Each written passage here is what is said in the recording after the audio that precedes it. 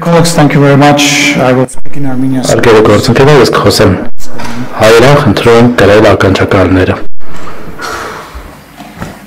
Հարգելի համանախագահներ, Եվրամեզ խորհրդարանական վարժողովի հարգելի անդամներ, տիկնակ և պարոնայք, ուրախ եմ ողջունել ձեզ Երևանում։ Եվրամեզ խորհրդարանական վարժողովի 12-րդ հերթական նստաշրջանին մասնակցելու առիթով։ Սա կարևոր հարթակ է Եվրոպական միության և արևելյան գործընկերության երկրների միջև առավել սերտ կապերի ամրապնդման համար։ Եվ նայի հետ խորհրդարանական համագործակցությունը, ինչպես նաև արևելյան գործընկերության հսկայական ներդրում են ունեցել Հայաստանի ժողովրդավարական բարեփոխումների կայացման գործում։ Մենք հստակ ընտրել ենք ժողովրդավարացման և բարեփոխումների ճանապարհը և հաստատակամ ենք շարունակելու այդ ուղին։ Վերջին տարիներին աննախադեպ առաջընթաց է գրանցվել Հայաստանի Հանրապետություն ԵՄ երկկողմ համագործակցության գրեթե բոլոր բնագավառներում։ Խոսքը վերաբերում է ինչպես քաղաքական ու տնտեսական գործընկերության զարգացմանը, այնպես էլ անվտանգության և պաշտպանության ոլորտներում համագործակցության խորացմանը։ Այդ տեմպերով ընթանում է նաև վիզաների ազատականացման շուրջ երկխոսությունը։ Հայաստանը հանձնառու է համապարփակ և ընդլայնված գործընկերության համաձայնագրի արդյունավետ իրագործմանը։ Միաժամանակ վստահ եմ, որ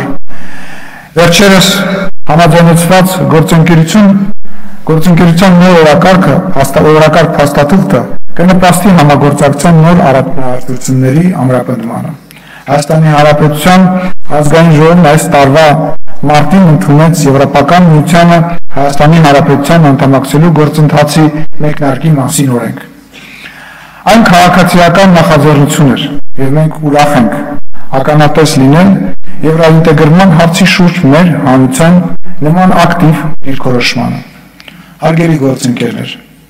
Եվրամեզ խորհրդարանական վարժողովի նախորդ նստաշրջանի ընթացքում անդրադարձել էի Հայաստանի և Ադրբեջանի միջև խաղաղության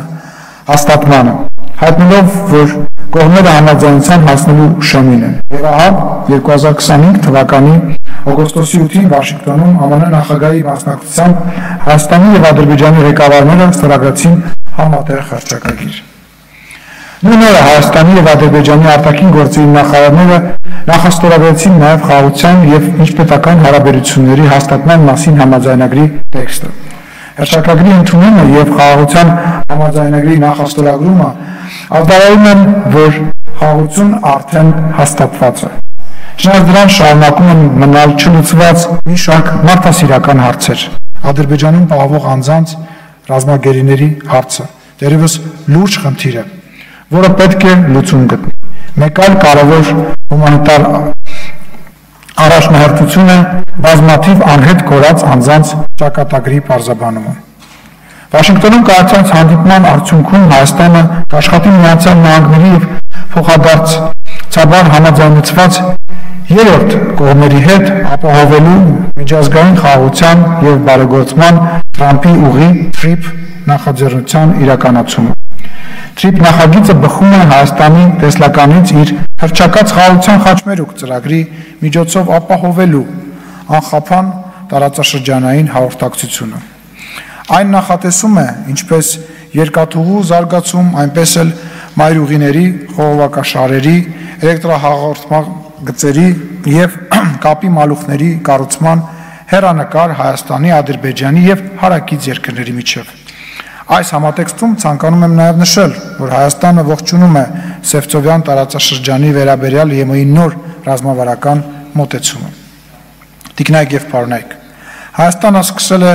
նախապատրաստական աշխատանքները Եվրոպական քաղաքական համաժողովի 8-րդ գագաթնաժողովը 2026 թվականի մայիսին Երևանում հյուրընկալելու առիթով։ Ներկայումս նախապատրաստվում ենք ևս մեկ խոշոր միջազգային միջոցառման համար, որը նույնպես տեղի կունենա Հայաստանում 2026 թվականի աշնանը։ Խոսքը ՄԱԿ-ի կենսաբազմազանության համաժողովի COP17-ի մասին է։ Հաջորդ տարին կարևոր է նաև մեր երկրի ներքին քաղաքական կյանքի տեսանկյունից։ 2026 թվականի հունիսին տեղի կունենա հերթական խորհրդարանական ընտրությունները։ Վստահ եմ, որ Եվրոպական միության օժանդակությամբ իրականացված լայնածավալ ժողովրդավարական բարեփոխումների արդյունքում մենք հաջողությամբ կանցկացնենք նաև այս ընտրությունները։ Հարգելի գործընկերներ, եւս մեկ անգամ ողջունում եմ ձեզ Երևանում, մաղթում արդյունավետ քննարկումներ։ Շնորհակալություն։